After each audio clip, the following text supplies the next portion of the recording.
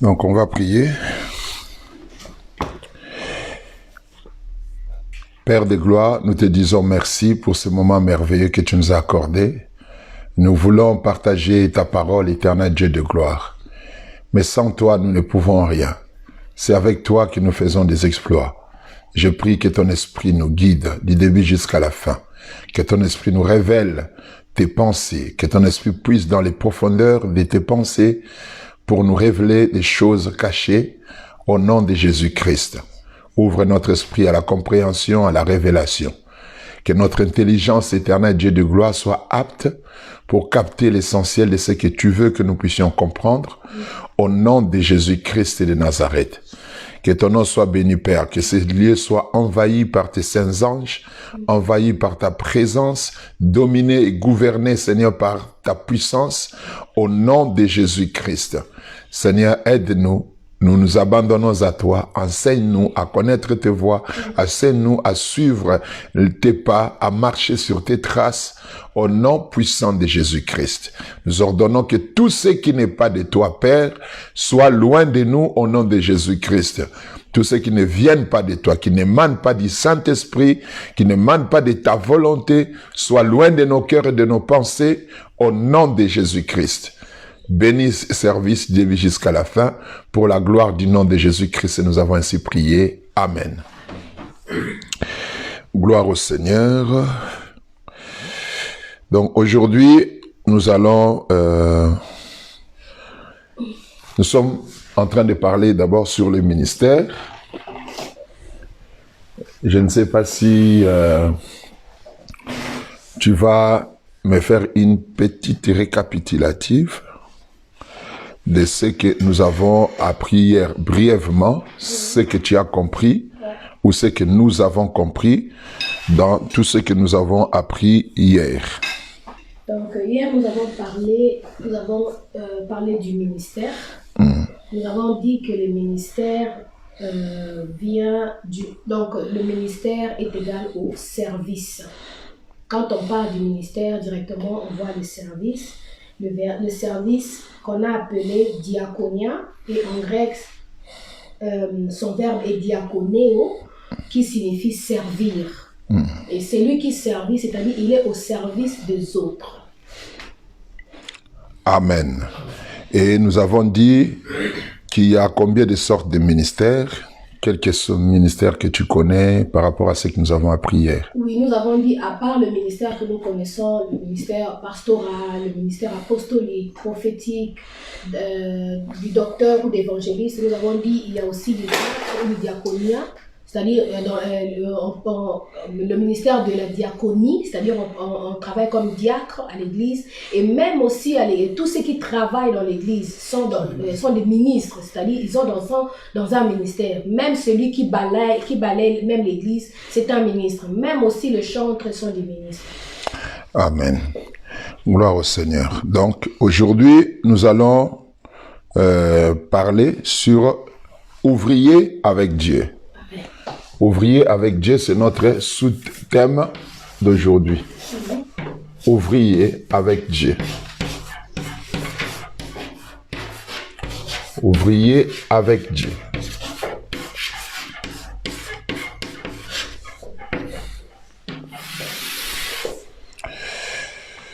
Donc, dans notre syllabus, c'est écrit, le royaume de Dieu est comparé parfois à un champ qui doit être cultivé, ensemencé et moissonné, à une vigne qui doit être soignée, taillée et vendagée, à une maison, un temple qui doit être construite, édifiée et entretenue. Donc, dans la Bible, il y a ces métaphores qu'il faut comprendre pour comprendre pourquoi est-ce qu'au lieu de parler seulement des serviteurs, nous parlons d'ouvriers. D'ouvriers. Nous savons que dans la société, il y a 3 classes. Nous avons la classe des riches, donc les patrons, et puis nous avons la classe moyenne, et puis nous avons la classe ouvrière. La classe ouvrière. D'où Jésus-Christ ne nous parle pas de la classe des riches quand il parle du ministère. Il ne parle pas de la classe moyenne quand il parle du ministère. Il parle de la classe ouvrière. Donc, on nous appelle des ouvriers avec Dieu. Nous sommes des ouvriers, c'est-à-dire nous sommes dans le monde professionnel, selon Dieu, nous sommes de la dernière classe. La classe la plus basse, ouvrière. La classe ouvrière. Donc, c'est ça. Et puis, pour comprendre ça, il y a des métaphores dans la Bible où la Bible parle, comme nous avons vu ici, les royaumes des cieux est comme un champ. C'est déjà un champ. Un champ. Et non seulement un champ, le royaume des cieux est une maison. Maison. Temple. Temple. Et tous ces trois ou ces deux métaphores nous montrent les besoins d'ouvriers. On a besoin d'ouvriers pour travailler dans les champs. On a besoin d'ouvriers pour construire une maison. On a besoin d'ouvriers pour construire un temple. Donc, c'est pourquoi nous parlons en termes d'ouvriers au lieu de parler seulement en termes de serviteurs en général. Donc, Matthieu chapitre 20, verset 21 dit, « Car le royaume des cieux est semblable à un maître de maison qui sortit des matins afin de louer des ouvriers pour sa vigne. » De louer des ouvriers pour sa vigne. Donc, nous voyons que Dieu ne veut pas que nous puissions mettre dans nos têtes l'idée comme quoi nous sommes des maîtres dans les champs. Nous ne sommes pas des maîtres dans les champs, mais nous sommes des ouvriers qui sont loués pour travailler dans les champs. Deuxièmement, dans cette notion, le maître ne veut pas que nous puissions considérer les champs comme notre propriété. C'est pourquoi on nous a loués pour travailler dans les champs. Non, l'œuvre de Dieu ne nous appartient pas. Ça appartient au maître. Et on nous a loués, c'est-à-dire la personne qu'on a louée pour travailler dans les champs, il travaille pendant un temps. Donc nous ne devons pas considérer les ministères comme étant quelque chose qui nous est donné pour l'éternité. Non. C'est quelque chose que nous exerçons pendant un temps. Déjà, ce sont des petites notions comme ça qu'un serviteur de Dieu doit maîtriser pour arriver à bien faire exercer le ministère en conformité de la volonté de Dieu. Donc, on n'est pas des maîtres dans les champs. On n'est pas les propriétaires du champ. Nous sommes loués pour travailler dans les champs.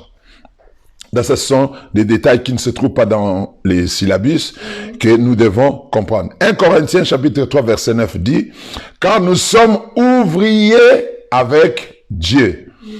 Vous êtes les champs de Dieu, l'édifice de Dieu. » Nous sommes ouvriers avec Dieu.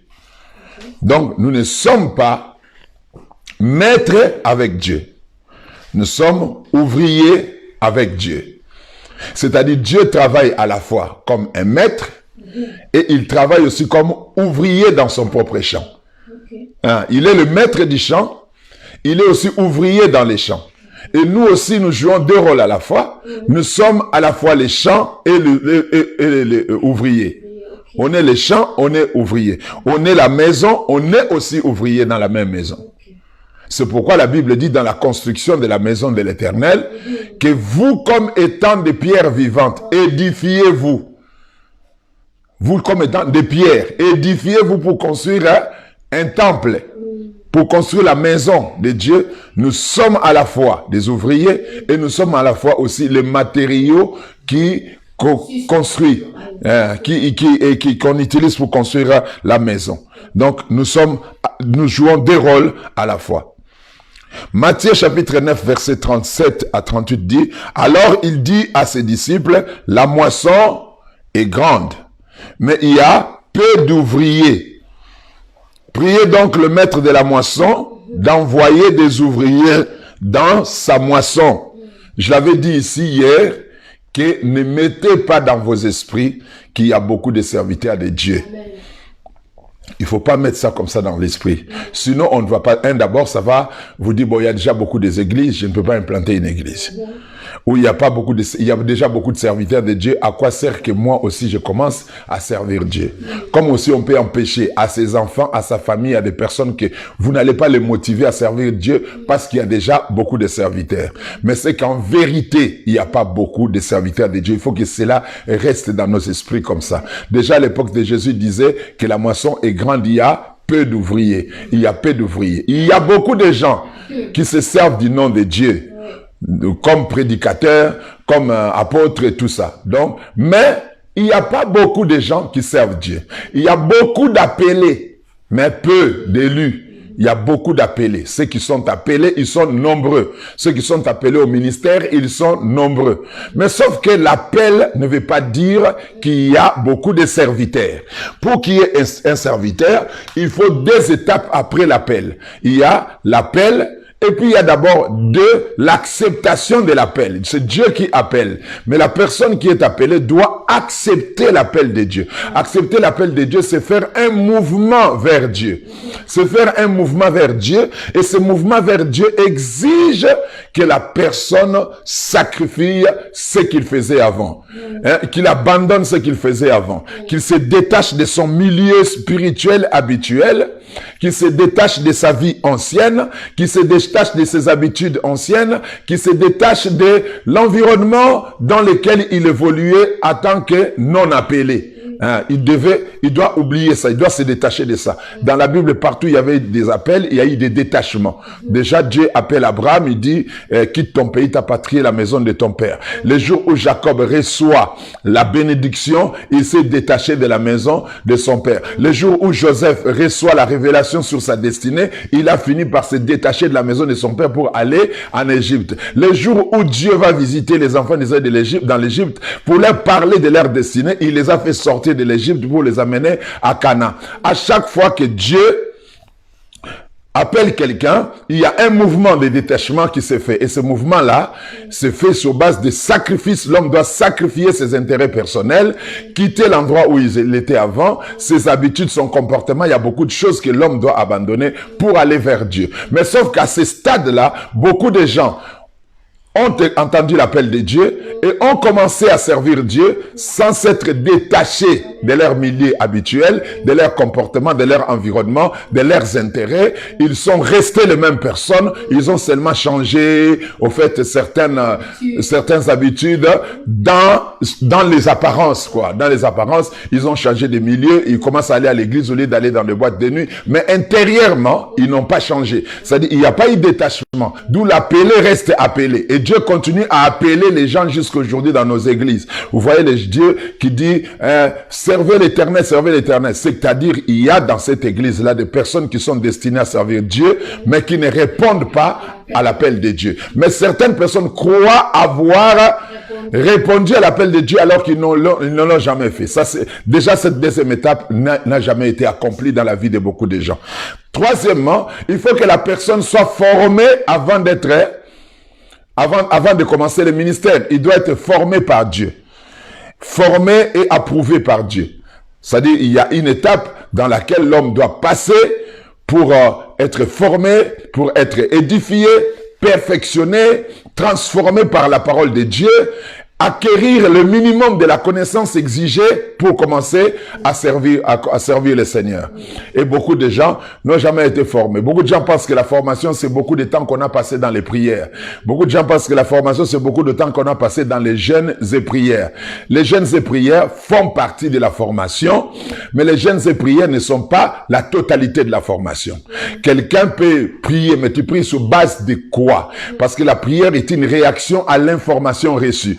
C'est-à-dire, Dieu m'a parlé, et je crois en ce que Dieu m'a dit, et je commence à prier en fonction de ce que Dieu m'a parlé. Déjà, le problème de la compréhension, je l'avais dit hier ici, que beaucoup de gens ont des difficultés de comprendre les choses que Dieu leur dit. Et d'où il est aussi difficile d'évoluer dans sa formation spirituelle si déjà au préalable, on n'a pas une meilleure compréhension, 1, de son appel, 2, des choses qui vont composer ton ministère, tu ne le comprends pas. Comment est-ce que tu vas directement aller servir Dieu? Donc, déjà, cette 2e étape-là, Ça ne s'accomplit pas. Mais pour qu'il y ait, j'ai parlé des 3 étapes, mais il y a une 4e étape qui me vient à l'esprit, c'est-à-dire c'est Dieu doit t'envoyer. Tu ne dois pas, Dieu m'a appelé et puis tu entres dans le ministère. Tu dois avoir un mandat divin. Et le mandat, c'est la dernière des choses que Dieu donne à quelqu'un après l'avoir appelé, formé. Accepté, qu'il a accepté.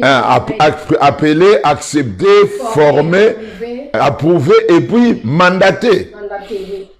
Donc, beaucoup de gens se croient mandatés alors qu'ils n'ont jamais répondu à l'appel de Dieu. C'est pourquoi je dis qu'il y a pas beaucoup d'ouvriers. Il n'y a pas beaucoup d'ouvriers. Il n'y a pas beaucoup de vrais serviteurs de Dieu. Ils ne sont pas nombreux. Ils ne sont pas nombreux. Là, j'ai une petite question. Oui. Vous avez dit qu'il n'y a pas beaucoup d'élus, il n'y a pas beaucoup d'ouvriers. Alors, pour tout cela que nous voyons, que nos yeux voient, ici, il y a des ouvriers, il y a des pasteurs, là-bas, il y a des pasteurs. Que pouvons-nous dire alors? Il y a beaucoup des appelés qui travaillent et peu d'élus. Non. Ils ne travaillent même pas. Ok. Ils ne travaillent pas. Mettez dans vos esprits. Ils ne font même pas semblant. Ils ne comprennent pas qu'ils ne sont pas en train de travailler. Okay. Parce que pour travailler, il faut être mandaté par Dieu. Ouais. C'est-à-dire envoyé par Dieu. Aller parler de la part de Dieu. Et quand tu vas aller parler de la part de Dieu, ça se fait sentir que cet homme parle avec un mandat divin. Il y a un mandat divin sur lui. Mais déjà, beaucoup de gens ont reçu l'appel, mais ils n'ont pas passé à des étapes du processus pour arriver jusqu'au mandat. Plusieurs n'ont jamais connu ça. Beaucoup n'ont jamais connu ça. Il y a même de ceux-là qui n'ont jamais été appelés par Dieu. Oui, il y a des gens qui n'ont jamais été appelés à servir comme pasteur.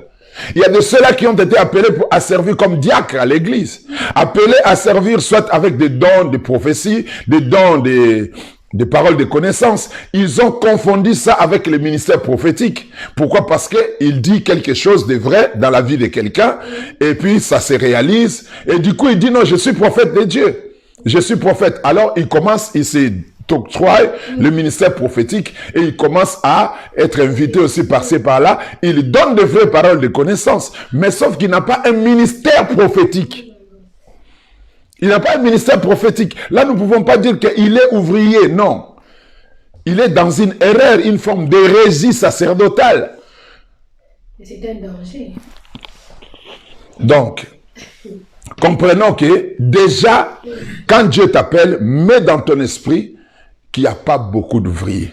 Et la réalité est contraire aux vérités.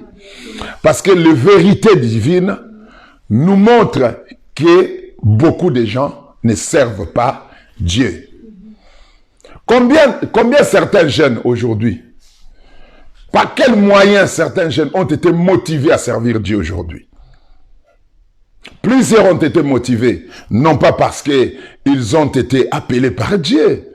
Il y a de ceux-là qui sont motivés par la gloire que procure l'œuvre de l'Éternel, les honneurs que procure l'œuvre de Dieu. Les modèles de pasteurs qui sont aujourd'hui élevés et qui sont puissants dans le monde, qui réalisent de grandes choses, qui voyagent en jet privé et qui dorment dans des hôtels 5 étoiles, et tout ça, ça donne des aspirations. Ça pousse certains jeunes, à certaines personnes d'aspirer au ministère et non pas à cause de la mission qu'ils ont reçue de la part du Seigneur, mais plutôt à cause de ce que le ministère donne. Le ministère est devenu aujourd'hui une profession qu'une mission. C'est devenu une profession qu'une mission, ou dans laquelle quelqu'un peut aussi s'assurer un avenir meilleur. C'est garantir un avenir pour ses enfants. D'où, je ne dis pas que c'est mauvais. Non, ce n'est pas mauvais que le ministère te bénisse parce que Dieu bénit les gens.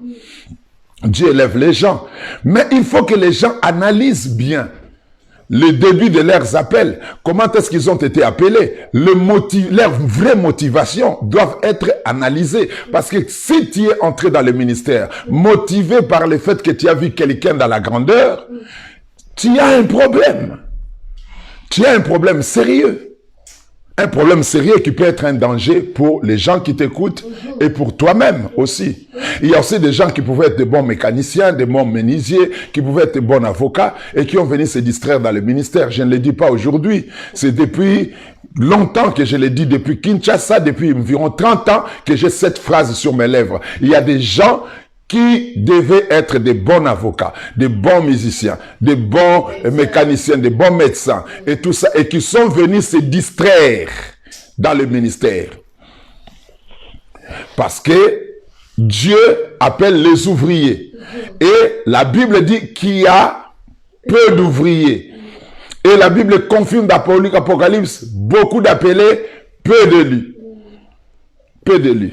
Imaginons Jésus qui vient et qui connaît sa mission, la mission qu'il va accomplir dans le monde. C'est la mission que ses disciples vont accomplir après lui dans le monde. Le champ vaste de cette mission. Qu'est-ce que Jésus fait? Il vient, il va choisir 12 personnes. Tout en sachant que la mission, c'est jusqu'aux extrémités de la terre. Et il choisit 12 personnes. Il leur confie le ministère, peu de gens pour une grande mission. Ces 12 personnes, c'est la trouma, comme on dit en hébreu. La trouma, c'est le prémisse. Le prémisse, c'est-à-dire, c'est comme ça que les choses vont fonctionner. Il n'y aura jamais, pour une génération, parce que les apôtres ont été envoyés pour une génération. C'est la génération de leur temps là. Le monde entier de leur temps, 12 ouvriers. 12 serviteurs, qui devaient aussi reproduire d'autres serviteurs, entre autres les Étienne, les Philippe et les autres. Mais sauf qu'en regardant ce qui s'est passé dans le monde biblique de l'époque, ils n'étaient pas nombreux. Pour le monde entier, ils n'étaient pas nombreux. C'est dans chaque génération, tout ce que nous voyons aujourd'hui, des centaines, des milliers de pasteurs, ce n'est pas ça, le plan de Dieu. Les vrais ouvriers sont toujours peu nombreux. Ils sont peu nombreux. Dans chaque génération, Dieu choisit toujours un nombre restreint de personnes qui vont véhiculer son message, qui vont aider les gens à les connaître. Il y aura des millions de disciples.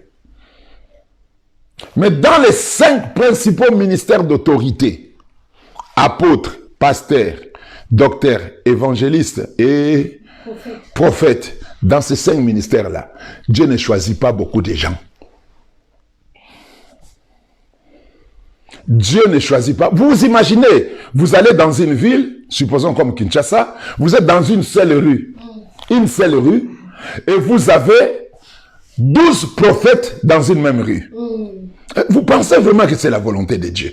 Que dans une même rue, il y a un prophète tel avec son église, prophète tel avec son église, prophète tel avec son église, prophète tel avec son église. Dans une rue de 100 maisons ou de 200 maisons, vous avez 12 prophètes avec leurs églises. Alors, la question est de se poser, est-ce que Dieu peut envoyer 12 prophètes dans une seule rue? 12 prophètes.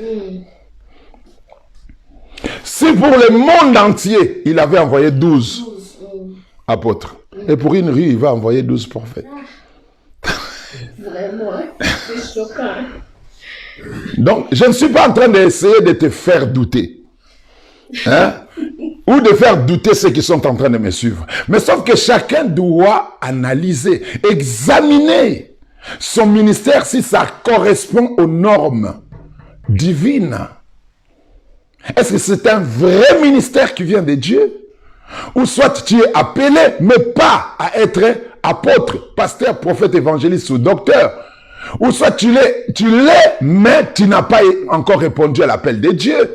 Tout ça, il faut analyser. On ne peut pas arriver jusqu'au niveau des mandats divins et continuer à vivre comme on était païen. Parce qu'il y a des étapes qu'il faut franchir ici pour arriver jusqu'au mandat. Tu dois répondre à l'appel de Dieu. Et la réponse à l'appel de Dieu, c'est que tu dois abandonner ta vie ancienne. Et puis tu dois être formé et approuvé par Dieu. Et puis mandaté par Dieu pour commencer ta mission. Donc, nous devons comprendre ça. Dieu n'a pas appelé des maîtres. Dieu appelle les ouvriers. Dieu n'appelle pas des maîtres. Il appelle des ouvriers. Il n'appelle pas des patrons. Dieu appelle les ouvriers. Les gens qui travailleront. Quels que soient les degrés de l'élévation qu'ils auront, ils vont toujours se considérer comme des ouvriers. Et à ce niveau, il faut faire très attention avec des titres.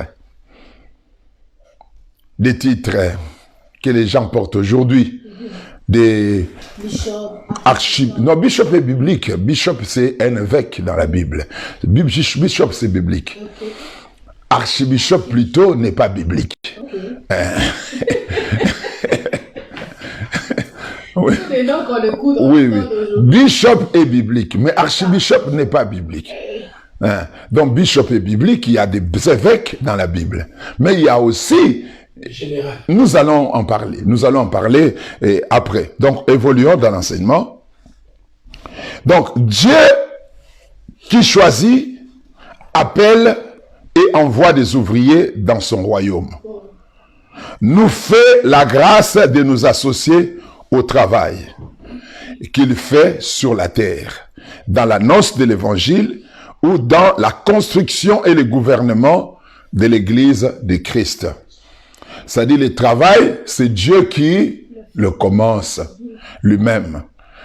L'homme ne commence pas l'œuvre de Dieu.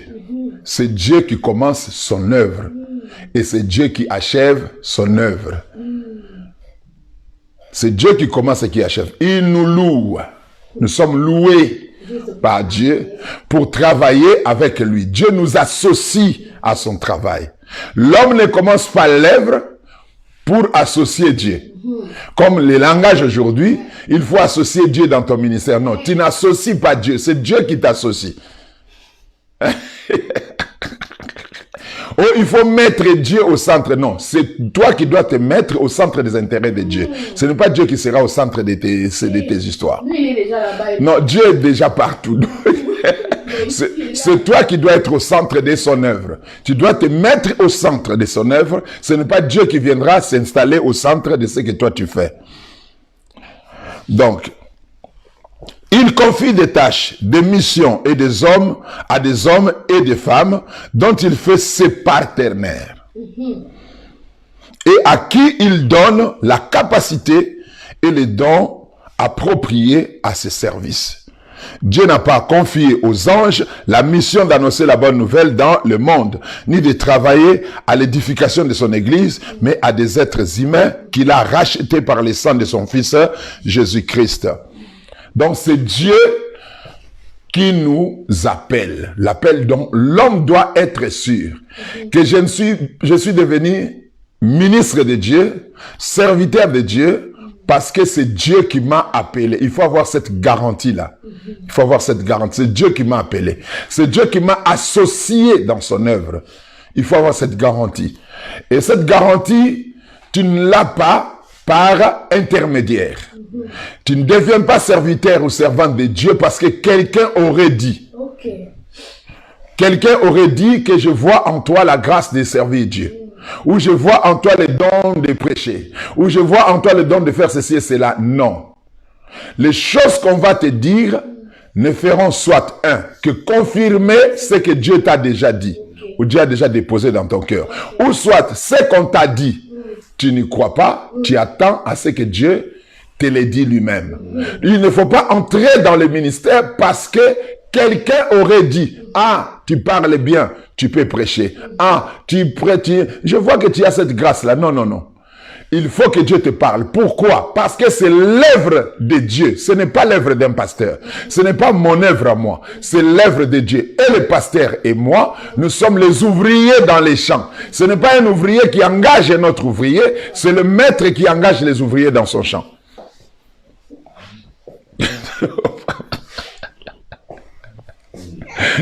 Ce n'est pas un ouvrier qui engage d'autres ouvriers dans son champ, c'est plutôt le maître de la moisson. On dit, priez donc. Jésus s'adressait à qui? Il s'adressait à qui? La moisson est grande. Il s'adresse à qui? La moisson est grande. Il s'adresse à qui? Non, quand il parle là, il s'adresse à qui? Il s'adresse à nous. Non, non. Il s'adressait à qui? Réduisez la distance historique à l'époque, quand Jésus était là. Il disait aux disciples. Yes. Oui. Il s'adressait à ses disciples. Oui. Il leur montre que la moisson est grande. Oui. Et puis il dit, il y a peu d'ouvriers. Priez donc. Priez. Donc, vous, priez afin que le maître de la moisson envoie les ouvriers dans son champ. C'est-à-dire, vous êtes des ouvriers, mais vous êtes peu nombreux. Il faut prier pour que le maître envoie encore d'autres ouvriers. Hein? Priez. C'est-à-dire, votre mission, ce n'est pas de donner du ministère aux gens. Mais de prier pour que le maître lui-même envoie des ministères, envoie d'autres ministres dans son champ. Oui. C'est-à-dire parce que nous sommes tous ouvriers, même si je deviens archipape, archibishop, je deviens bishop, je deviens archi-apôtre, je deviens qui? Je suis toujours ouvrier. Celui qui cesse d'être ouvrier, cesse d'être serviteur de Dieu. Je suis toujours ouvrier, c'est-à-dire ce n'est ni à moi d'embaucher les gens dans les champs de Dieu, ce n'est ni à moi de confirmer que les gens sont serviteurs de Dieu. Oui. Non. Ah bon? Je n'ai pas ce pouvoir, je suis ouvrier.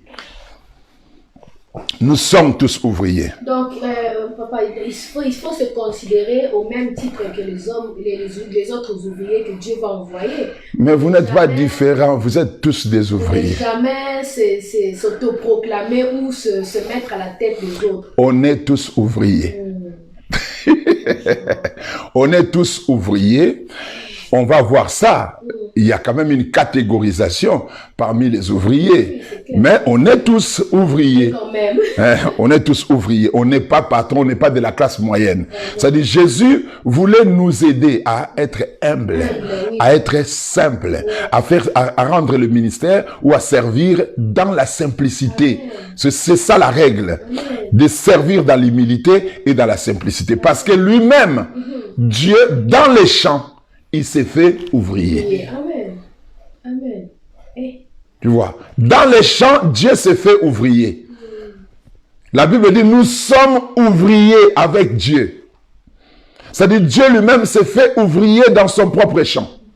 Donc, si le patron vient dans l'entreprise et il commence à travailler comme vous, vous ne devez pas aller au-dessus, c'est-à-dire il met la barre bas.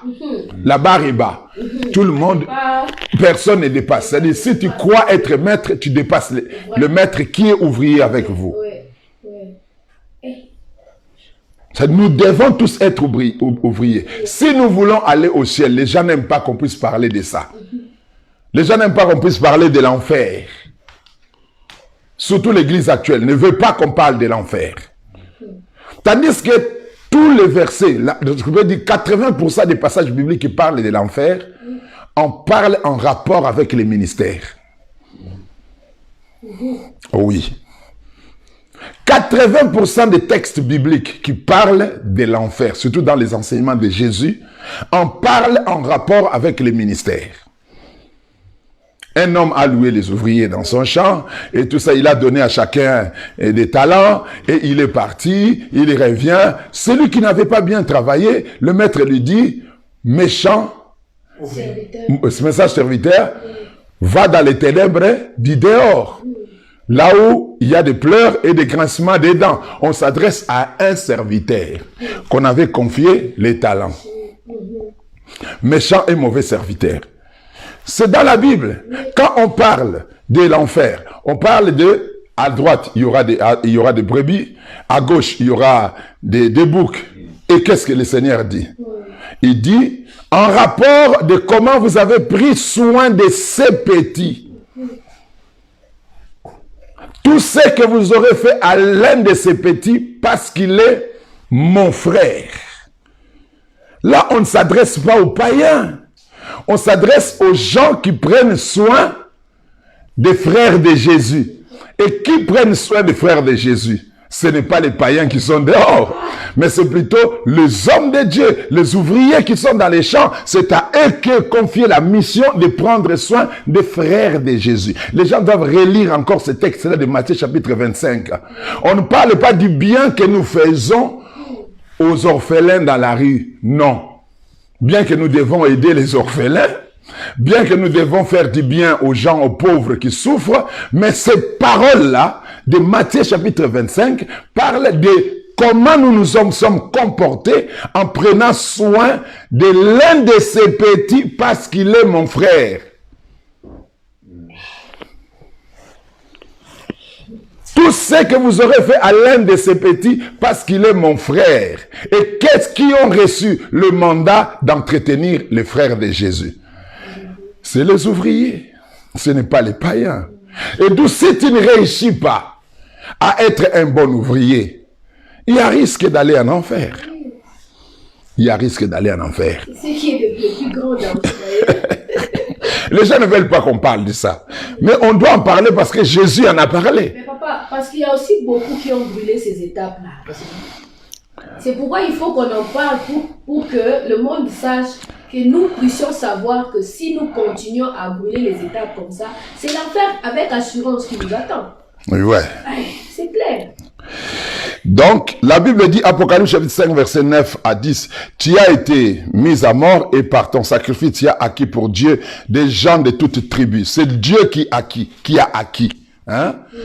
Tu as acquis. Les gens de toutes tribus, de toutes langues, de tout peuple, de toute nation. Tu as fait. C'est lui qui fait. Hein? Tu as fait d'eux. Tu as fait d'eux. Pardon, papa, Apocalypse 1 Apocalypse... Non, Apocalypse chapitre 5, c'est dans les syllabus. Regarde les photos que je t'ai envoyées. Regarde, tiens les syllabus ouverts. Donc, Apocalypse chapitre 5, verset 9 à 10. « Car tu as été mis à mort, et par ton sacrifice, tu as acquis pour Dieu des gens de toutes tribus, de toutes langues, de tout peuple et de toute nation. » Tu as fait d'eux. Tu as fait d'eux. Je vous avais expliqué le verbe faire ici. Faire, c'est créer. Créer, c'est former. Donc, tu les as formés à être un royaume de sacrificateurs pour servir notre Dieu. Pour servir notre Dieu. Et ils régneront sur la terre. Il n'établit pas non plus des anges pour diriger, gouverner, paître ses assemblées, mais il y appelle des personnes qu'il choisit et établit lui-même. Leur confiant différentes fonctions pour lesquelles il accorde les capacités qui conviennent plutôt. Ceux qui ont été rachetés par le sang de Jésus sont appelés à servir Dieu dans l'édification et le gouvernement de son royaume. Déjà, nous allons voir ça après, mais il est quand même important de souligner certaines choses que nous lisons ici. Déjà, c'est lui qui a acquis. Les gens qu'il a sauvés, il les a acquis par son sang. Il a payé le prix pour les avoir. Et deuxièmement, non seulement il les a reçus, mais il a fait d'eux. Il les a formés. Il a travaillé sur eux pour les transformer à devenir des sacrificateurs pour Dieu son Père. À servir Dieu. Deuxièmement, celui qui appelle, celui qui forme, celui qui établit. Ce n'est pas personne d'autre qui fait ce travail. Troisièmement, il accorde les capacités qui conviennent à ce ministère. Et quatrièmement, ceux qui ont été rachetés par les sangs, c'est-à-dire le ministère est confié aux rachetés. Le ministère n'est pas confié à n'importe qui, c'est confié aux rachetés. C'est parmi les rachetés que Dieu suscite des ministres. Les ouvriers sortent au milieu des rachetés. Un racheté, c'est quelqu'un qui n'est plus sous la domination du diable, qui n'est plus sous la domination de l'ennemi Satan. C'est quelqu'un qui a été délivré de la puissance des ténèbres, qui va commencer à servir Dieu. Moi, je m'étonne qu'il y a des pasteurs qui cherchent encore leur délivrance jusqu'aujourd'hui. Oh non, on a pas de délivrance là. Toi, tu cherches encore ta délivrance, c'est pourquoi tu prêches. Pourquoi tu prêches? Continue à chercher ta délivrance. Le jour où tu seras libre, viens nous prêcher. Tu n'es pas encore délivré et tu veux prêcher les gens. Comment ça? C'est une contradiction. Donc, il est important de savoir que Dieu intervient par des hommes et des femmes pour prêcher et enseigner sa parole, pour accomplir des miracles, des guérisons, pour révéler ses pensées, sa volonté, ses desseins par les dons du Saint-Esprit et par différents ministères. Nous devons être conscients que le Seigneur Jésus-Christ appelle et établit des serviteurs et des servantes qu'il choisit parmi ses disciples, c'est-à-dire parmi les rachetés. Et qu'il délègue de pouvoir pour parler et agir en son nom. Mais il doit venir des rachetés. Nous allons traiter la question du pouvoir. Le pouvoir. Nous sommes appelés à accomplir les œuvres de Dieu.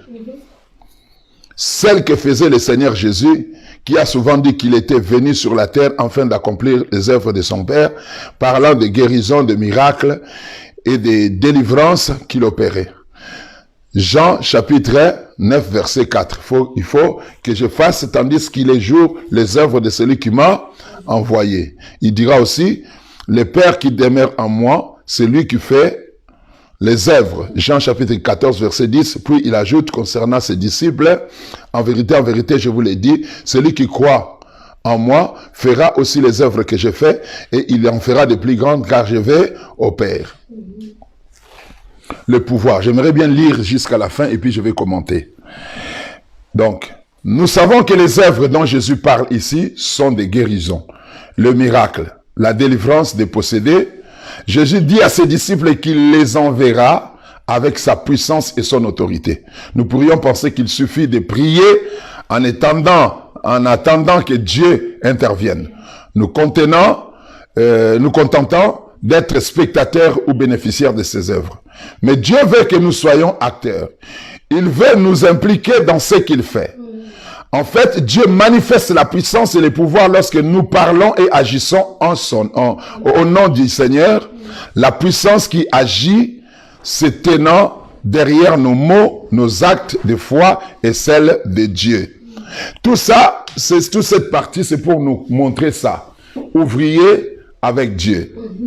Il y a un mandat que nous avons reçu. Dieu appelle les gens et puis il les envoie.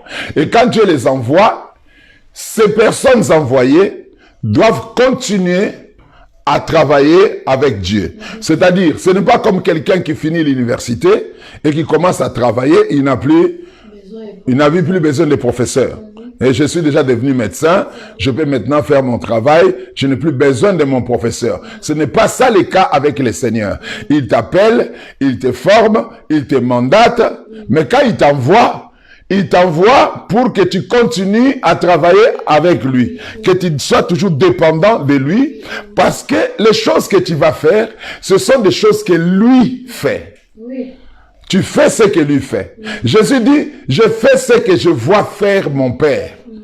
C'est dans son mandat, pendant qu'il exerce son ministère, Jésus fait ce qu'il voit faire son Père, c'est-à-dire, bien qu'il est mandaté, formé et mandaté, il continue à garder la connexion avec son Père pour continuer à œuvrer dans son champ. C'est-à-dire, tu ne peux pas être dans les champs de Dieu et se croyant déjà capable de tout faire. Nous sommes toujours dépendants de Dieu, bien que nous avons été formés par lui, appelés, formés par lui, nous avons passé par toutes les étapes et nous sommes arrivés au niveau d'être envoyés par lui dans le monde afin de prêcher la bonne nouvelle, mais nous sommes toujours dépendants de Dieu. D'où l'université de Dieu ne s'achève jamais. L'école de Dieu est éternelle. C'est-à-dire, tu seras dans son école jusqu'à ce que tu vas entrer dans l'éternité. Au ciel, tu es toujours dans son école. Parce qu'à chaque étape de ta vie et de ton ministère, tu auras toujours besoin de nouvelles informations pour évoluer. La Bible dit, ta parole est une lampe à mes pieds et une lumière sur mon chantier. C'est-à-dire une lumière, une lampe à mes pieds. À mes pieds, c'est-à-dire tu ne connais pas l'ensemble du chemin. Oui. Tous les chemins restent obscurs. Tu n'es éclairé que tout autour de tes pieds. Ah, là où tu mets ton pied. C'est là qu'il y a la lumière. Donc, tu auras toujours besoin de Dieu pour la continuité de ta progression dans le chemin du Seigneur. Pour continuer à aller jusqu'à ton but, c'est-à-dire tout ce que tu vas faire, tu le feras par lui, avec lui et par sa puissance. C'est-à-dire, c'est pourquoi Jésus a dit, sans moi, vous ne pouvez rien. Il y a une dimension que nous devons savoir, les œuvres que nous faisons, ce sont les œuvres de Dieu. Au fait, nous ne les faisons pas. Les œuvres que nous manifestons, ce sont les œuvres de Dieu. Les chrétiens ne font pas l'œuvre de Dieu. Les chrétiens manifestent les œuvres de Dieu. Parce que ce sont des choses que Dieu a déjà fait. Qui existent déjà. Oui. Que Dieu a déjà fait. Et vous n'êtes là que pour l'exprimer. Pour l'exprimer, le manifester. Pour le pratiquer. Donc, d'où c'est l'œuvre de Dieu. Vous voyez cette phrase-là. Œuvre de Dieu. Œuvre de Dieu. Nous travaillons sur les œuvres de Dieu. Œuvre de Dieu, une œuvre, c'est déjà quelque chose qui est achevé. Quelque chose qui est accompli. Quelque chose qui a été porté pendant longtemps dans la pensée de Dieu. Qui a été imaginé, qui a été faite, programmée par Dieu lui-même et dont l'expression, c'est une portion manifestée de la pensée de Dieu que vous êtes en train de voir. Donc, les serviteurs de Dieu font l'œuvre de Dieu, qui procèdent de la pensée de Dieu. Pourquoi est-ce que j'insiste sur ça? Parce que Dieu a dit, vos pensées ne sont pas mes pensées.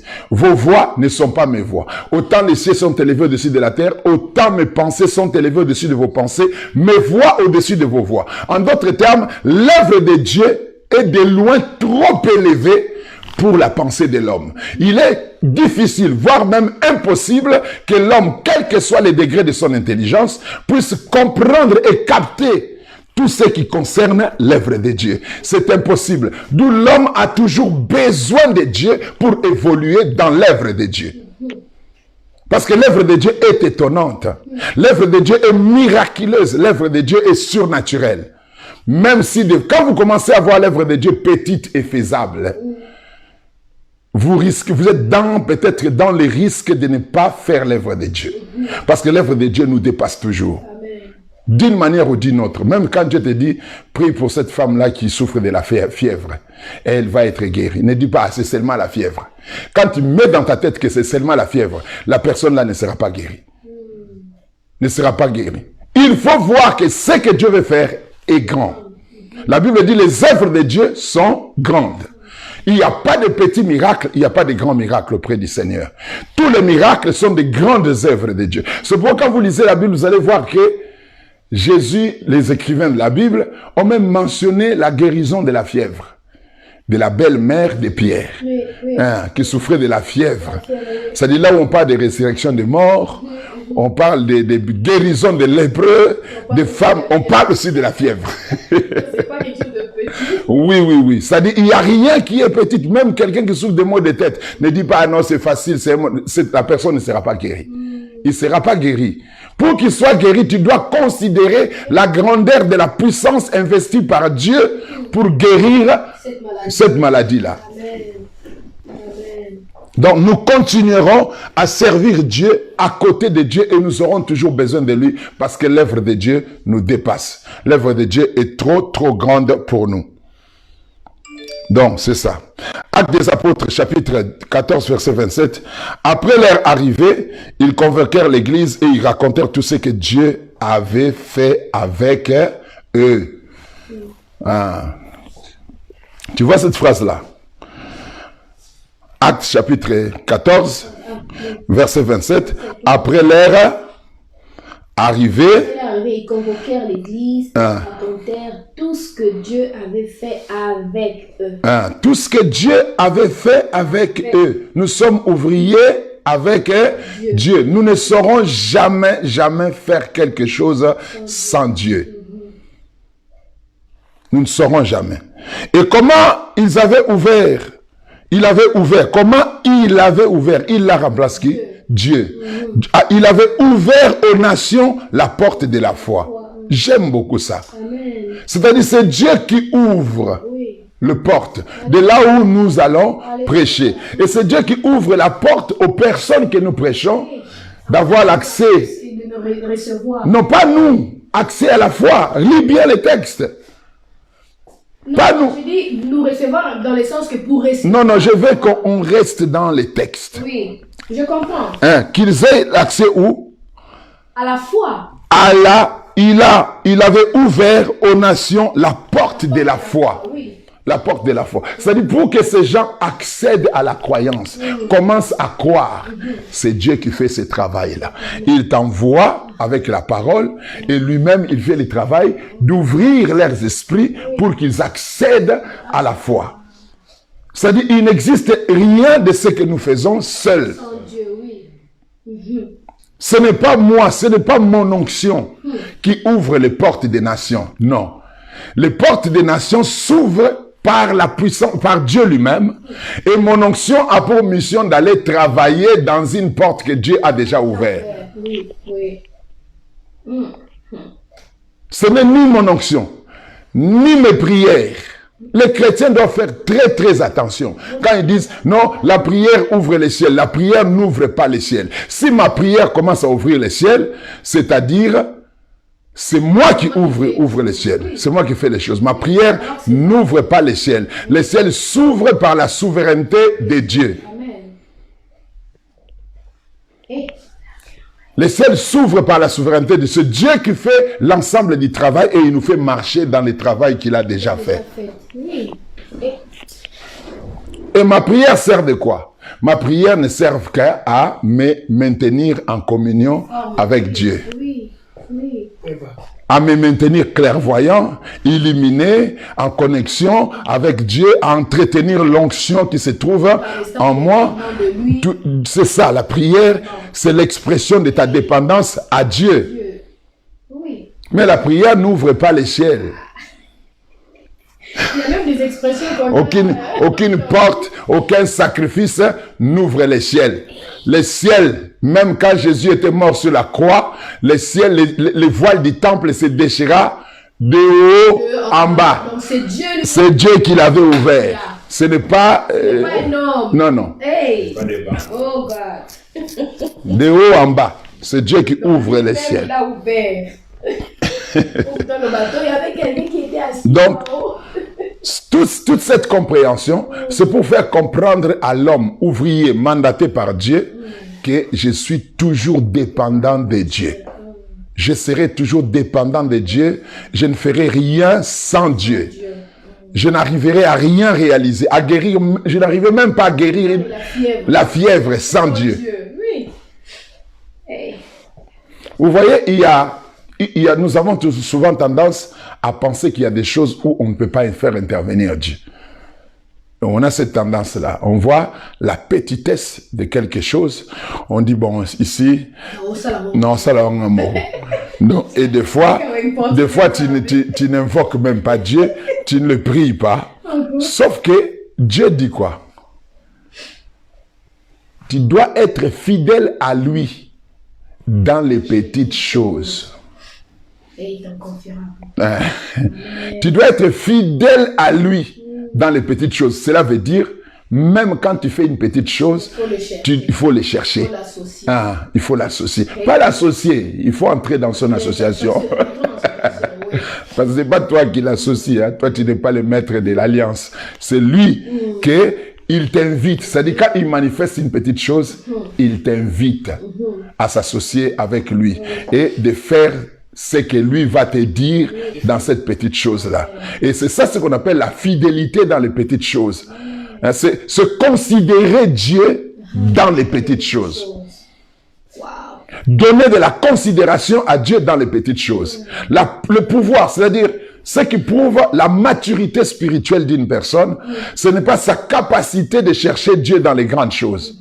Quand il veut faire une grande croisade, quand il veut faire un grand séminaire, ce n'est pas la capacité de déployer son énergie, son onction, que quand on est dans une grande croisade, dans un grand séminaire. Ainsi, c'est là que je déploie ma force. Non. Mais même quand Dieu te confie une petite tâche, tu trouves que... C'est-à-dire, Dieu te confie un travail. Nous disons que il est ouvrier avec nous. C'est lui qui nous associe dans son travail. C'est-à-dire, cette petite tâche-là, Lui, Dieu, est déjà à l'intérieur. Il est dans cette petite tâche.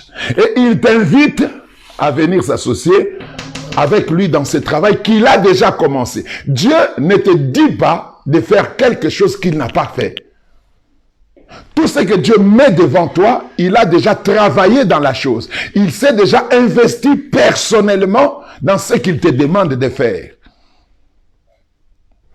Avant d'appeler les apôtres au ministère, qu'est-ce que Dieu avait fait?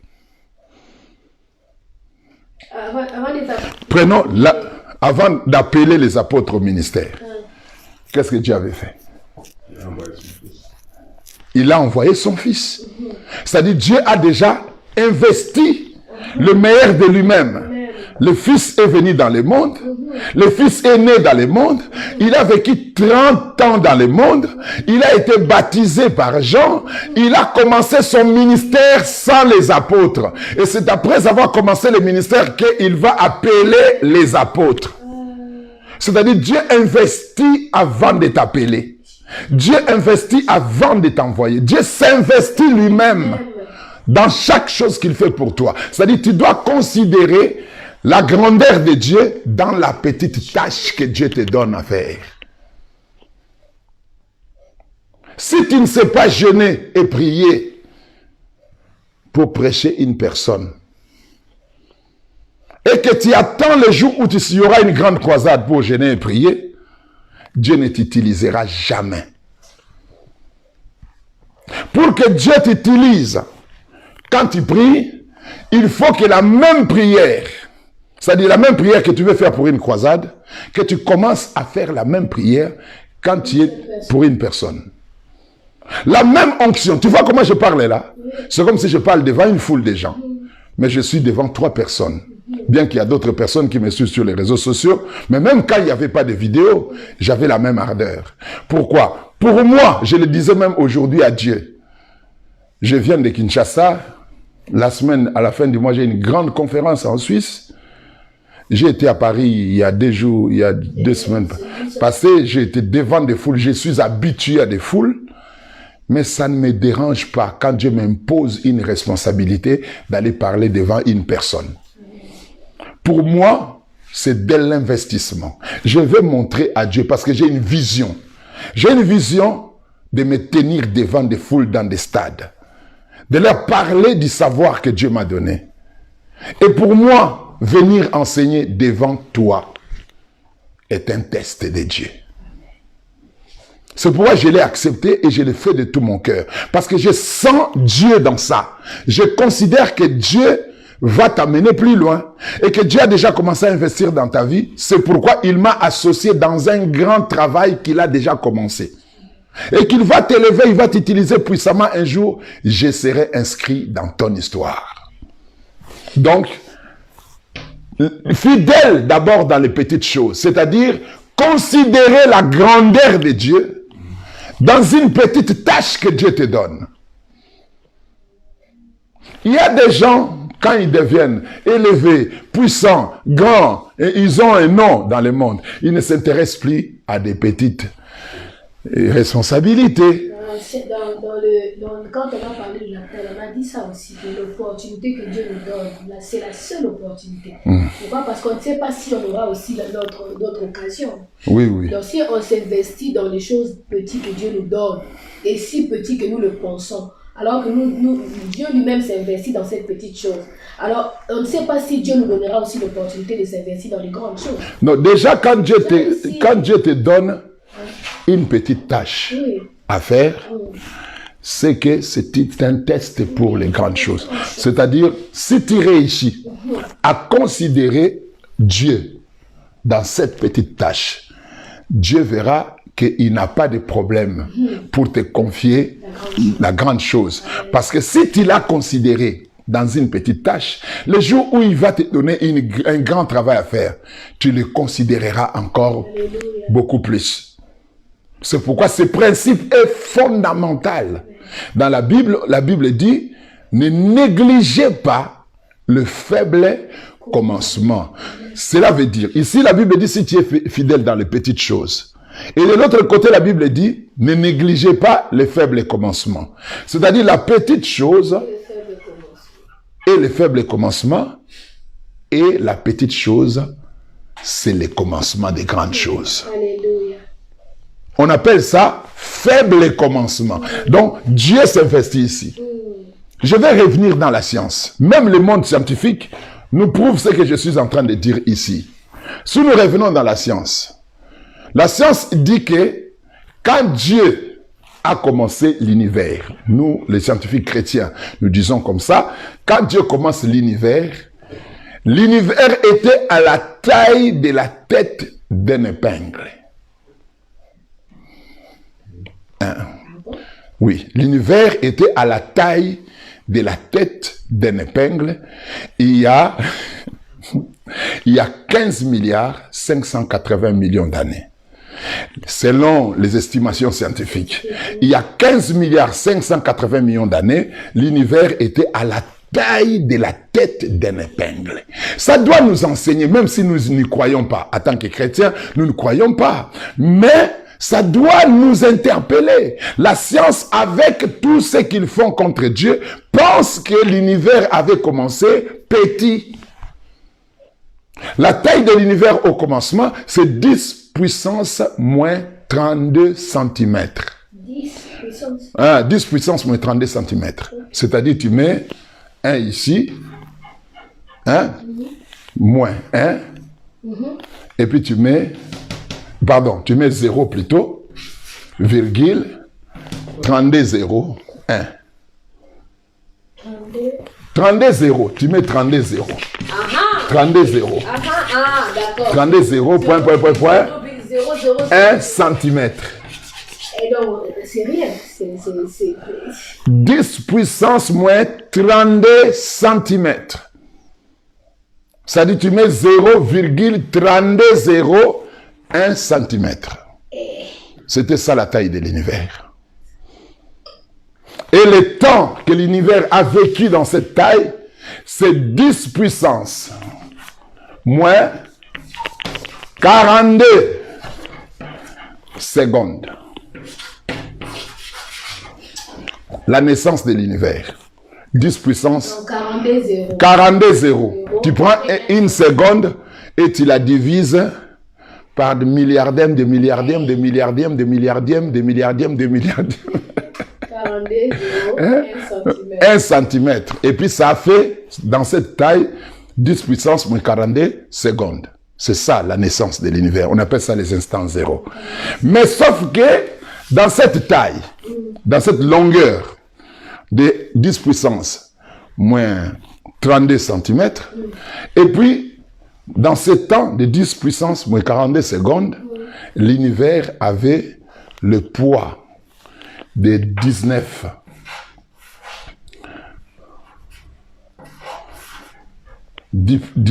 puissance plus,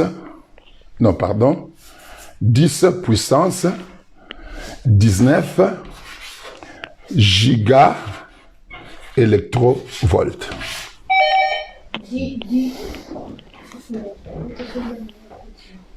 Tu vois? 19. 10 puissance plus 19 giga électrovolts. Tu comprends?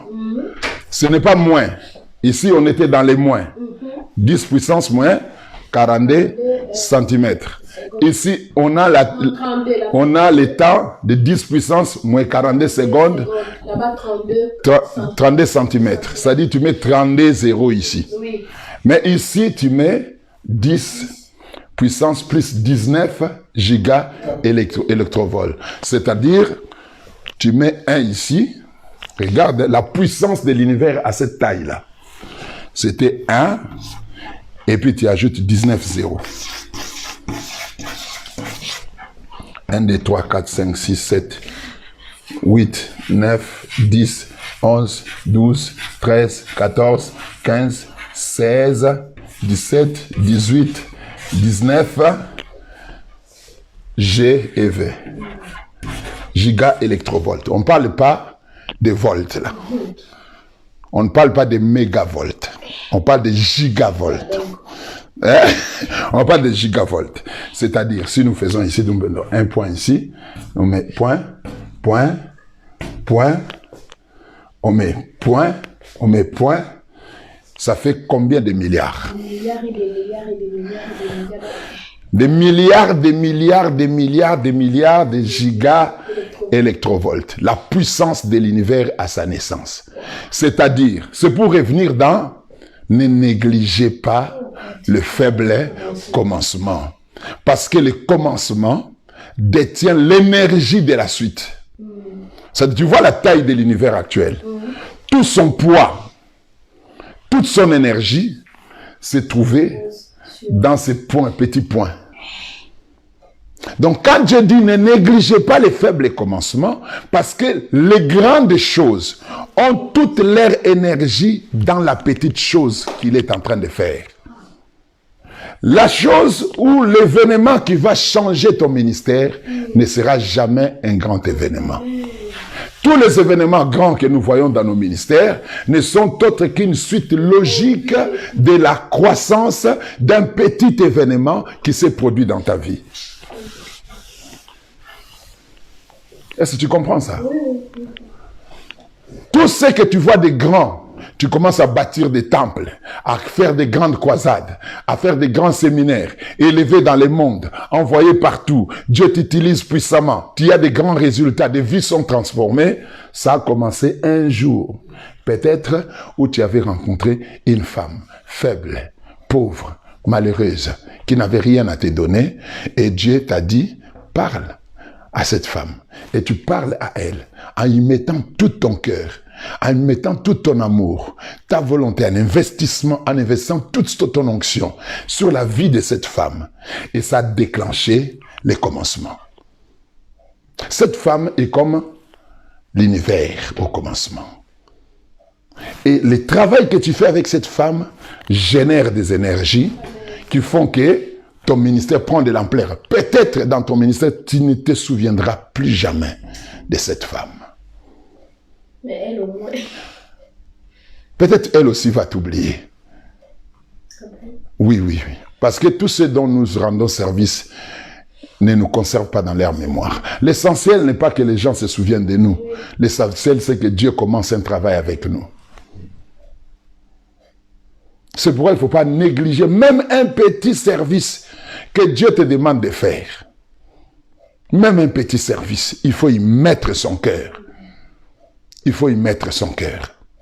Le jour où tu te déconnecteras du petit service que tu avais fait, le Seigneur ne marchera plus avec toi. Parce que ton alliance avec Dieu a été conclue dans un petit service. Dieu t'envoie faire un petit service. Il te teste, il te voit si tu es capable de te sacrifier pour aller faire ce travail-là. C'est comme quand je viens ici. Pour moi, c'est parce que je comprends ces principes. Je viens faire ce travail de tout mon cœur. Ça peut être la conclusion d'une grande alliance avec Dieu. Dieu ne conclut pas avec toi l'alliance en produisant un grand miracle. C'est dans un petit geste. C'est comme Ésaü et Jacob. Tout a commencé dans un petit geste. La négligence d'une petite chose qui était invisible, qui ne se voyait pas. Ésaü dit à son frère Jacob, donne-moi ta sauce. La sauce était importante pour Jacob. Mais c'est cette sauce-là qui a décidé de la destinée de ces deux garçons. C'est cette sauce-là, qui n'était pas même la sauce de la viande, mais qui avait décidé du changement et de l'accomplissement du plan de Dieu. C'est-à-dire le plan de Dieu dépendait de la sauce de Jacob. Parce que bien que Dieu avait dit, j'ai aimé Jacob, j'ai haï Ésaü, mais il fallait qu'il y ait un transfert des droits d'aînesse. Parce que Dieu ne pouvait pas élever le petit en présence du grand sans qu'il y ait transaction. Sans qu'il y ait transaction. C'est pour cela, pour élever Isaac, Dieu devait chasser Ismaël. Il fallait qu'Ismaël soit loin de la maison d'Abraham pour que Isaac bénéficie de tous les droits divins au sein de sa vie. Et la même chose devait se produire entre Ésaü et Jacob. Tant que Ésaü n'avait pas cédé ses droits d'aînesse, même le plan de Dieu ne pouvait pas s'accomplir. Et pour que le plan de Dieu s'accomplisse, il fallait seulement une petite chose. Dieu demanda à Jacob de rendre un petit service à son frère, de lui céder sa sauce. Si Jacob avait dit, moi les doigts d'aînesse est aussi invisible, hein, je ne le vois pas, moi je vais manger ma sauce, je ne te les donne pas. Nous ne savons pas ce que le monde allait être. Nous ne savons pas ce que le salut dont nous parlons aujourd'hui allait être. Parce que même Isaac tenait à tout prix à ne bénir qu'Ésaü. Il voulait bénir Ésaü. Jacob n'était pas inscrit dans le plan d'Isaac. Il était absent dans le plan d'Isaac. Isaac aimait Ésaü. Dieu aimait Jacob. Et il fallait qu'il y ait une transaction. Et pour que la transaction se fasse, une petite chose a décidé de la destinée de ces deux garçons. La sauce. Et des fois, nous avons la sauce. La sauce qui va changer notre vie, qui va nous amener plus loin. Dieu s'adresse à beaucoup de gens dans leur cœur. Fais ceci. Peut-être on s'accroche à une petite somme d'argent. On s'accroche à une petite chose qu'on a. Mais on sent dans son cœur qu'on doit céder ça pour accéder à une grande chose. Mais l'homme se retient. Il ne comprend pas. Qu'est-ce que ça va faire? Un petit service que tu dois faire soit à l'église, soit à la maison de quelqu'un, dans une famille. Ah, tu vois, bon, je vais envoyer les frères, ils vont aller là-bas. Ou soit je vais seulement prier avec eux au téléphone. Tandis que ces gens-là ont besoin de ta présence. Ils ont besoin de toi.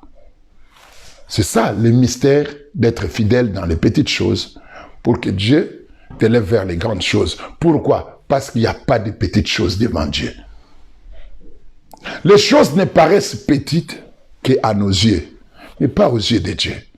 Quand Dieu s'investit dans quelque chose, c'est que Dieu voit que la chose est grande. Je m'investis dans ça parce que je vois que ça, c'est grand. Dieu ne voit pas les choses dans l'air présent. Dieu voit les choses dans l'air futur. Dans le monde de Dieu, il n'y a pas de passé et de futur. Il n'y a qu'un présent. C'est-à-dire Dieu voit chaque chose dans sa taille finale. Dans sa taille finale. D'où la négligence des petites choses. Où on néglige la prière. Parce que c'est un service qu'on va faire. On n'a pas le temps de prier pour ça. Et tout ça. Et quand on arrive, qu'il y a une croisade, on nous a invités, on m'a invité à aller prêcher aux États-Unis, à aller prêcher ceci, c'est une grande conférence. Là, je m'agenouille. Seigneur, utilise-moi. Seigneur, utilise-moi. Tu commences à beaucoup prier. Dieu voit en toi de l'hypocrisie. De l'hypocrisie. Parce qu'une seule âme vaut 1 million d'âmes. Maintenant, pour moi, par exemple, pour ne pas aller parler des autres, je veux parler maintenant de moi. Moi-même qui ne connaissais pas ces choses avant. Et maintenant que j'ai la connaissance de cette chose, que je dois maintenant commencer à partir d'aujourd'hui de le faire, ou bien que je regrette encore des erreurs du passé. Tu dois te repentir d'abord. Il n'y a aucun changement sans repentance. C'est pas parce que j'ai compris et j'ai dit, bon, le passé est passé. Non. Il y a cet acte-là de repentance où l'homme doit dire, Seigneur, pardonne-moi. Je n'avais pas compris. Le but de l'enseignement, c'est un changement de direction. Te donne une nouvelle orientation. Mais pour qu'il y ait ce shift-là, ce changement au sein de ta vie, il faut que l'homme se répand. Se répand. On ne fait pas de nouvelles choses sans repentance. Hein? Sans repentance. Donc, c'est ça. Ok. Nous évoluons vers... Je vais faire la lecture. Donc Dieu travaille avec toi.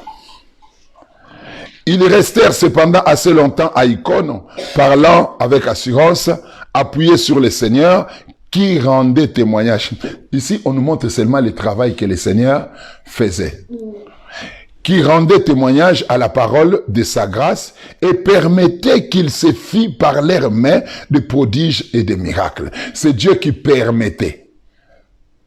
Je les ai soulignés, c'est en noir. Donc, qui rendait témoignage à la parole de la grâce et permettait qu'il se fît par leurs mains des prodiges et des miracles. C'est Dieu qui permettait. Actes des Apôtres, chapitre 19, versets 11 à 12 plutôt, dit « Et Dieu faisait des miracles extraordinaires par les mains de Paul.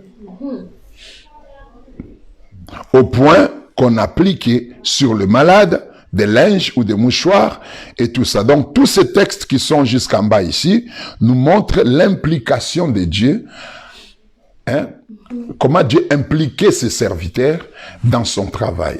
Et comment est-ce qu'il travaillait avec des personnes qui acceptaient son appel, qui acceptaient de s'associer à lui dans chaque activité qu'il faisait. Donc, tous les textes qui sont en bas jusqu'à la fin de ces chapitres nous montrent la place que Dieu occupe dans cette partie. Dans cette partie, je te donne la charge d'aller lire, parce que c'est comme j'avais dit, c'est explicite, c'est démonstratif. Donc, tu peux aller lire et voir tous ces textes ici. Et je te donne un devoir. Tu vas lire et me ramener ce que tu as compris. À partir de... Tous ces chapitres, non, à partir des ouvriers avec Dieu. Tous les chapitres 2, de les relire, et parce qu'il y a plus de versets bibliques que des explications. Ça va jusqu'à la fin de ces chapitres. Avant la foi, là où on a écrit avant la foi. Jusqu'à la fin, oui. Okay. Jusqu'à la fin. Donc, avons-nous reçu le pouvoir? Jésus dit à ses disciples, la moisson est grande, mais il y a peu d'ouvriers. Priez donc le maître de la moisson d'envoyer des ouvriers dans sa moisson. Puis, ayant appelé ces 12, il leur donna le pouvoir de chasser les esprits impurs et de guérir toute maladie et toute infirmité. Allez prêcher et dites le royaume des cieux est proche. Guérissez les malades, ressuscitez les morts, purifiez les lépreux, chassez les démons. Vous avez reçu gratuitement, donnez aussi gratuitement. Luc chapitre 10 verset 1 dit, après cela le Seigneur désigna encore 70 autres disciples et il les envoya 2 à 2 devant lui dans toutes les villes et dans tous les lieux où lui-même devait aller. Luc chapitre 10, verset 17 à 19. Les 70 revinrent avec joie, disant, Seigneur, les démons même nous ont été soumis en ton nom. Jésus leur dit, je voyais Satan tomber du ciel comme un éclair. Voici, je vous ai donné le pouvoir de marcher sur les serpents et les scorpions et sur toute la puissance de l'ennemi, et rien ne pourra vous nuire. Ces quelques paroles suffisent à nous faire comprendre que ceux qui parlent et agissent au nom du Seigneur en ont reçu les pouvoirs. Ce n'est pas parce que nous disons que nous travaillons avec Dieu et que Dieu travaille. Il fait lui-même son travail et il nous associe. Cela ne nous dépouille pas du pouvoir qu'il nous a donné. Il nous a été donné. Parce que nous exerçons ce pouvoir. Nous avons le pouvoir. Mais dont le pouvoir s'exerce quand nous sommes en connexion avec lui, quand nous nous associons dans son travail, nous manifestons les pouvoirs qu'il nous a donnés. Donc, c'est ça. Donc, ça ne veut pas dire que non, les chrétiens n'ont pas de pouvoir et tout ça. Non, nous avons les pouvoirs. Mais ces pouvoirs ne se manifestent avec efficacité que quand nous sommes associés à Dieu. Quand nous sommes associés à Dieu. Donc, c'est ça. Donc, ces quelques paroles suffisent à nous faire comprendre que ceux qui parlent, et cela nous concerne en fonction de ce que, ceux qui parlent et agissent au nom du Seigneur en ont reçu le pouvoir ou devraient l'avoir reçu. Cela nous concerne en fonction de ce que Dieu accorde à chacun en particulier des dons et des ministères. Donc, nous allons voir comment est-ce que Dieu donne des dons. Je descends jusqu'en bas. Nous devons aspirer à l'accomplissement de toutes les promesses de Dieu, à la manifestation de ses dons et de ses œuvres. Et même s'il ne nous choisit pas nous-mêmes pour l'exercer, nous devons prier afin qu'il soit manifesté. Amen. Donc Dieu agit, mais cela n'empêche pas les chrétiens de prier pour que Dieu se manifeste. Et Dieu veut ça. Il va faire des choses. Il veut faire des choses pour toi. Il veut faire des choses à travers toi. Mais il veut que tu manifestes comme je l'avais dit. ta dépendance à lui. Et que tu lui montres que je ne peux rien sans toi. Je sais que tu fais déjà des choses, mais je vais te parler. Je vais discuter avec toi sur ce que tu as déjà fait. Seigneur, viens agir. Seigneur, manifeste. Dieu aime ça. Même pour les choses qu'il a déjà fait, il veut que nous puissions exprimer cette dépendance à son égard. D'où la vie de prière est la clé de notre c'est parmi les choses qui expriment vraiment notre dépendance à Dieu. Gloire au Seigneur. La conclusion, c'est sans doute la vraie question, notre problème. Avons-nous la foi? Le Seigneur Jésus dit, et Dieu ne fera-t-il pas justice à ses élus qui crient à lui jour et nuit? Et tardera-t-il à leur égard? Je vous l'ai dit, il leur fera promptement justice. Mais quand le Fils de l'homme viendra, trouvera-t-il la foi sur la terre? Ça se limite ici? Oui, ça c'est... Ouvrier avec Dieu s'arrête là. Et prochainement, on va continuer par établi par Dieu. Établi par Dieu, après ça sera rendu capable et oint du Saint-Esprit. Et puis, ça sera la fin de cette partie. Donc, il nous reste 2 parties. Il nous reste établi par Dieu et rendu capable ou oint du Saint-Esprit. Donc, ce sont les 2 parties que nous allons apprendre à la suite. Je ne sais pas s'il y a une question à poser par rapport à ce que nous avons déjà appris. Même vous, si vous avez des questions. Oui, je voulais demander pour ce que tu as dit Est-ce que tu peux parler un peu fort parce que les gens qui nous suivent, ils peuvent aussi bénéficier de ces questions. Et je voulais demander la question que tu avais dit pour les... quoi, je vais dire. Attends, je réfléchis d'abord. Bon, ça vient encore. J'ai oublié. Donc, il a oublié sa question. Donc, il n'y a pas de question. Donc, on va clôturer ici. Je ne sais pas si tu as quelque chose à dire. Ça va. Aujourd'hui, on a clôturé là, très cher bien-aimé. Suivez-nous sur Facebook. Suivez-nous sur YouTube. Et abonnez-vous sur notre chaîne Abraham Chris Katanga, votre chaîne qui vous bénit. Il y a beaucoup d'enseignements là-bas. Nous avons déjà mis dans notre chaîne plus de 40 vidéos qui sont là, des enseignements très profonds, très puissants, qui vont vous édifier. Et n'oubliez pas d'intéresser d'autres personnes à s'abonner à notre chaîne. Allez y liker, allez abonnez-vous et likez aussi nos vidéos. Ça nous fera du bien. Que le Seigneur vous bénisse tous. Au nom de Jésus-Christ. Amen.